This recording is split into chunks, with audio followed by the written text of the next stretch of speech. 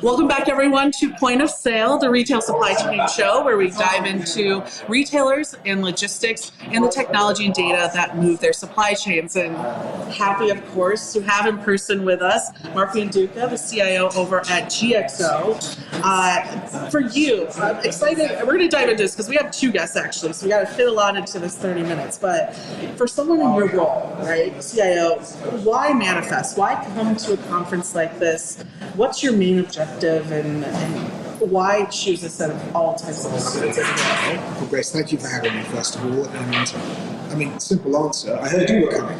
As the obvious answer, but looking across the supply chain, looking across the entire value chain, it's clear that if there is a company in logistics, they're here. Yeah. And therefore, it's great for connectivity, and it's great for a new company such as ours, GXO, 1,000 warehouses, 1,200 global blue chip customers. It's great for us to get the name out there as well. So it works both ways. Good for customers, good for GXO. Have you been on the floor yet? Have you been able to see any of the technology? I know it just opened up, but have you got to see anything out on the main floor? It's phenomenal what's going on with the tech. Yeah. And ESG is playing a massive role as well this year, more so than ever. So yes, I mean, absolutely. We're trying to be at the cutting edge of tech. We're trying over 100 different technologies at any one moment in time in our warehouses. Yeah. So it's very exciting what we're doing for customers. We're trying to integrate the full solution within the warehouse, and taking a warehouse that is relatively rudimentary from, say, 20 years ago into the warehouse of the future. Yeah. And we're doing that across our 1,000 warehouse footprint. So leading the way in tech, and what we're doing is really cutting edge and exciting. I love that. And let's talk about your model, right? Logistics at its full potential, and I think automation is a huge part of that. Can you tell us what does that mean, that motto mean to you, and how do you live that working with your customers as well? So everything we do is part of this holy trinity when it comes to thinking about our customers, our team members, and our shareholders, and that drives every decision that we make in this business.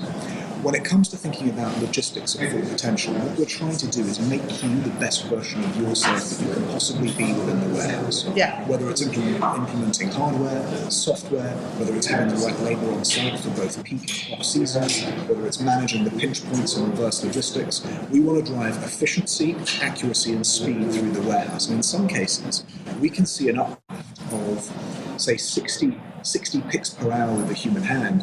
We can give you an uplift to 350 picks per hour. If you scale that over the course of a year versus an hour, you can suddenly see the benefits that you're getting in terms of the amount of revenue that you're able to book as yourself as a customer. That changes your P&L. We've had instances where we've had customers see their variable cost come down 40%, their inventory per SKU become far more efficient, and their net promoter score go up. So it's a win-win for everyone, and customers make more money when they come to us. Yeah, it's interesting you brought up the ESG aspect, and I got to do a panel on this yesterday. It's been a big topic throughout this whole conference, and in particular, what's interesting is it's not just environment. And I brought this up in the panel I was on yesterday. It's not just environment. People think that S stands for sustainability, right? But it's actually social. Yeah. That's right. Yeah, and I asked the audience, most got it wrong. So congrats to you. You did it. I love that. Yeah. Can you talk to us about how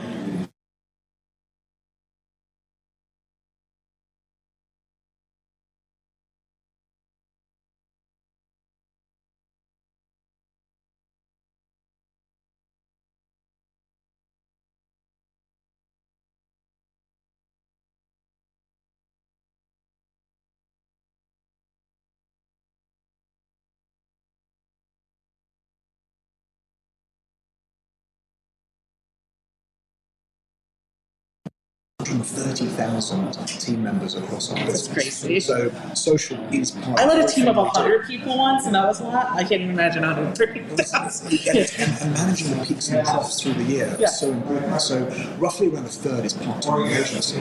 So it's very important to be able to have the managers on site to be able to flex that labor accordingly and make sure that the operation is still cohesive. So when you look at the environmental and the social and the governance side of this business, what we're looking to achieve is what the customer wants, which is to be able to go to their stakeholders and impress them that they're doing the right thing for all of those three parties. Yeah. When it comes to thinking about how we go about this is from the ground up, right from the contracting process onwards, where we're writing resiliency in the contract, longer and longer contracts, making sure that we've got the right availability of labour on site to provide the right pick rates. Every check and balance is putting in place for a business such as ours. So social is very important for us. We've got a number of different things to make sure the environment is great for team members and making sure that people want to work for GXO. It feels like a very big family when you go to a warehouse. Yeah, it's funny to bring up like the longer contracts too, because I feel like even more so from shippers, they're concerned about, it's less of that like book and look type of atmosphere, even with warehousing, right? It's more of this long-term partnership now that people are looking at, right? Hard times, you want to know who's going to help get you through these, but also be on the other side as well. Do you feel like shippers are looking more for those long-term relationships and longevity of the partners? So you've actually hit on why this industry has changed. A lot of people usually just say, well, it's automation. ESG plays a role in that as well, because if you're going to make a decision, say for example you're shareholders and you're a footwear manufacturer, apparel manufacturer, your shareholders are putting you under pressure to make sure that you are opining to all the different things on the ESG side. You want to make sure that if you're going to outsource your operations in this new world of technology, that you're partnering with someone that has a double A rating from MSCI, that has lived it and done it over 1,000 different warehouses. If you're an industrial company in the aerospace side, there are so many different companies that are more and more inclined to want to make sure that they are the best in class when it comes to ESG. They have to work with a third-party logistics provider that is best in class. And what's happening now in this industry is you're getting a funnel effect of what used to be a game where 30, 40 3PLs could be at the party. Now it's probably only 3 or 4 to the degree that I'm talking about. Scale, ESG, automation, it's causing a funnel effect in this industry, and that's going to be one of the big reasons why the big players continue to take market share. It's very interesting, especially, you guys have definitely proved, I mean, for how many years now has that whole Nestle plant been automated? It's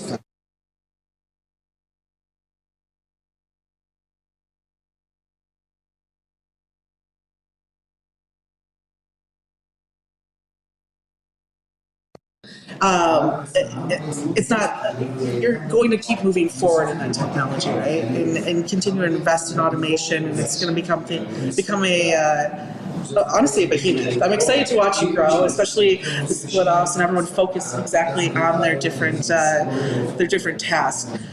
For you, what excites you most about 2023? What do you see on the horizon in terms of the automation, the technology? Where are investments going to be taking place more? I mean, you don't have to give me the secret sauce, but whatever. Happy to help. So we just done our Investor Day. When you think about this business, so we're trying not to think on a year-round basis. We're trying to think 5, 10 years out, even in some cases 20 years out. Where is the North Star, not just for us, but for our customers? Where they want to go from an automation standpoint, how much outsourcing do they want to do?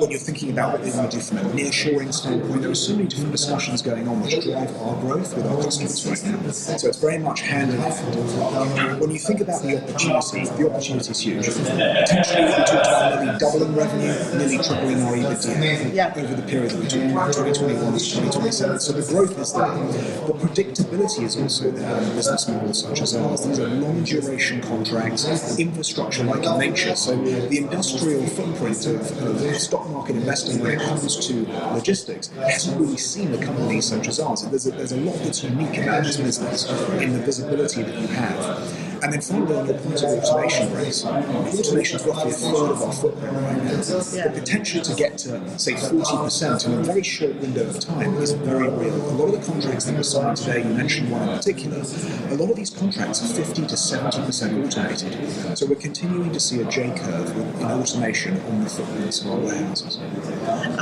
Your personal favorite, what's your favorite type of technology or automation that you have?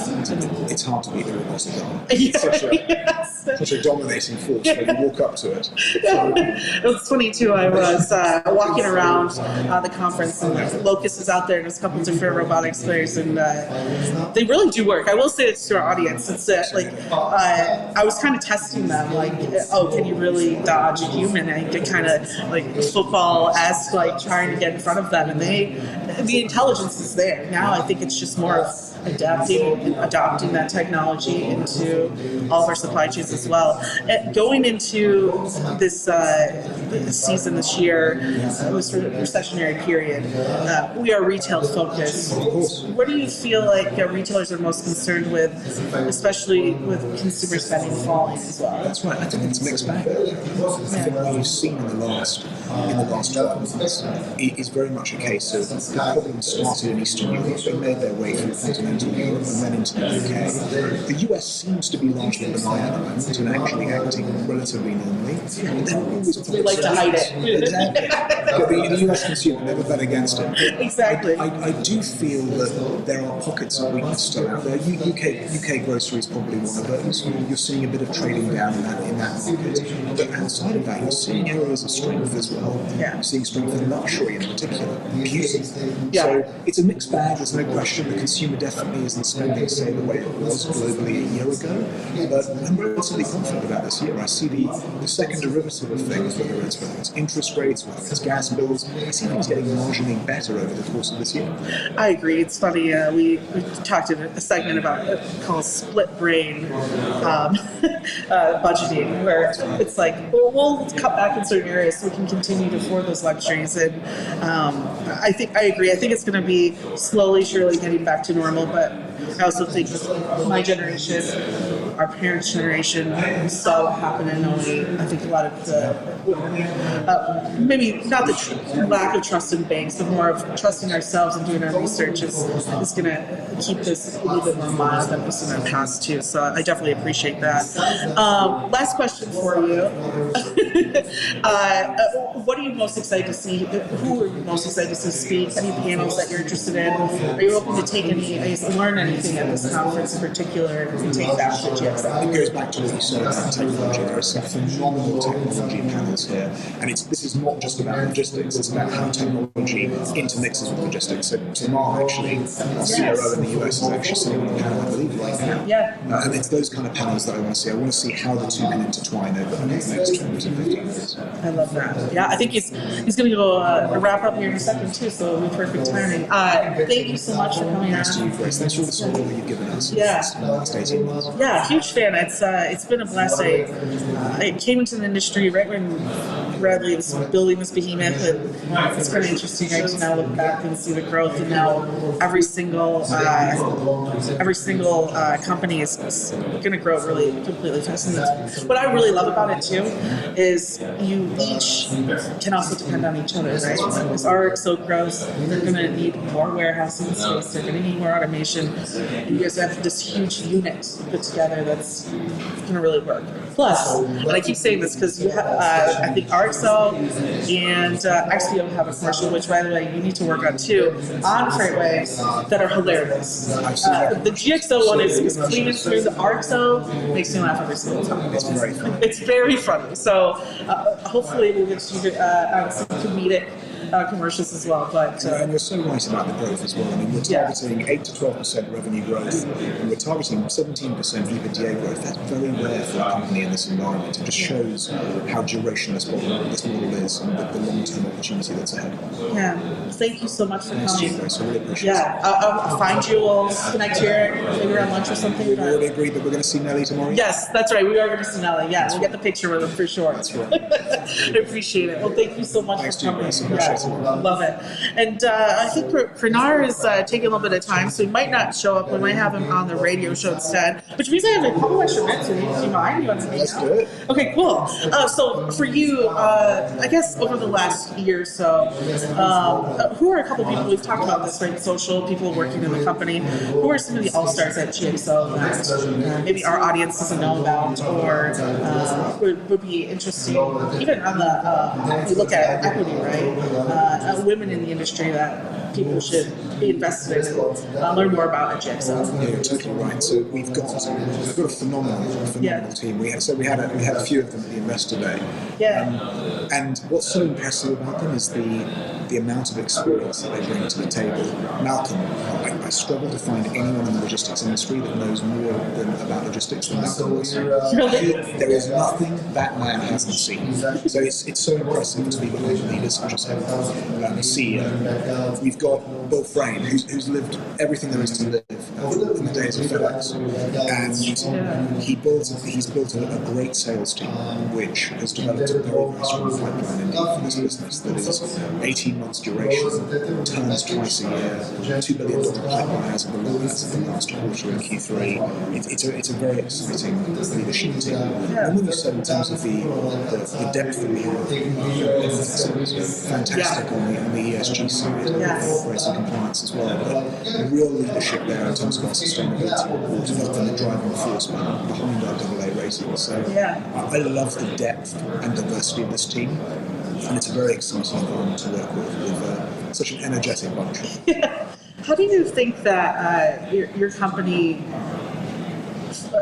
is retaining but also recruiting these type of individuals? And do you think is it down to the grassroots entry level employee, someone working in a warehouse, all the way up? How do you build that culture so that it organically grows? I think sometimes people think of like equity or diversity. They think it's like a forced decision that you have to maybe choose someone over another. How do you open up your network to be able to find individuals to diversify the workers and C-level suite at GXO? So we've been blessed with a great heritage. Brad builds great businesses, and GXO is no different. You've seen it time and time again in the businesses that Brad has built. At GXO specifically, what we have phenomenal HR depth. We're talking about 300 HR executives operating across 300 warehouses. So we know what's happening at every business model, from everything from the restroom through to the microwaves, through to the hiring process. It's all about detail and making sure that every experience for every team member is top class. So to us, it's about detail, breadth, and depth, and that's how we go about it. But if the HR team is phenomenal. What Mary Claire runs alongside Karen, the team has really built an artillery force of phenomenal. It's funny, like you bring up the small things, like even the microwaves in the bathrooms. Like it's so important. It's so crazy how important it is. It changes someone's day, and it matters. And it matters for retention, and that therefore drives part of the GXO difference. It's. I really like that you brought that up because prior to working here, I started a brokerage and looking at real estate, and you think to yourself, 3PL out of Grand Rapids, Fifth Wheel Freight. Fantastic. We built that up to about $80 million when I left there. Where it's about $80 million. I think it should be around $120 million, if not more now. And it's about 100 employees or so. But it is really interesting how you think different departments, maybe like HR, marketing, might not influence business. I come from the more sales operations side, right? Like just pound the phones and it'll work out. But then you start to realize, the details of your attendance policies, the details of the office layout, it all links up incredibly well together. And I'm happy that leadership realizes those small things add up. And when we say work-life balance, right? That's what, if you don't have enough coffee pots or microwaves for everyone to enjoy their lunch during a normal time period, that stuff adds up. We do the surveys side by side. We make sure that we collect the feedback and then act on the feedback rapidly. And the speed of response is very important to us. But it's all about the minutiae and the detail, and making sure that what we say is what we do, and it's not just lip service. We do what we say on the tin. Love that. As you move into 2023, is there, like I said, you're constantly traveling. Where should we expect to see you over the next couple of months? Is there any conferences coming up that you're excited to attend? So we love the conference schedule. I think there's a few things. We've obviously come out with a plan. We've put a lot in the shop window between now and 2027, and the team knows that it's their job to deliver on that 2027 plan.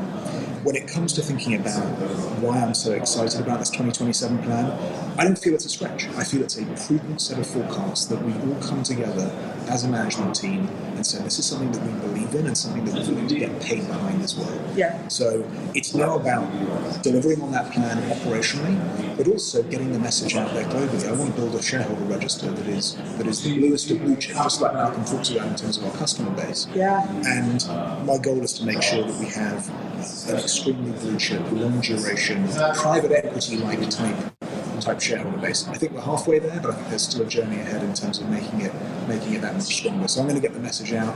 There are some interesting conferences. There's the JP Morgan conference in March. There are some fantastic summer conferences, but I'm going to be making sure that we take people to warehouses. I'd love to take you to a warehouse. Yes. Where we show people from the ground up, like I said, what we do is what we say, and what we say is what we do. And never a shameless plug. We do have the FreightWaves in-person Cleveland coming up in July, so that one you'll have to check out. That's it. We also have F3 Chattanooga was amazing. Absolutely. Yes. And I will say for everyone out there, I did my first panel yesterday was on how to pitch to a journalist.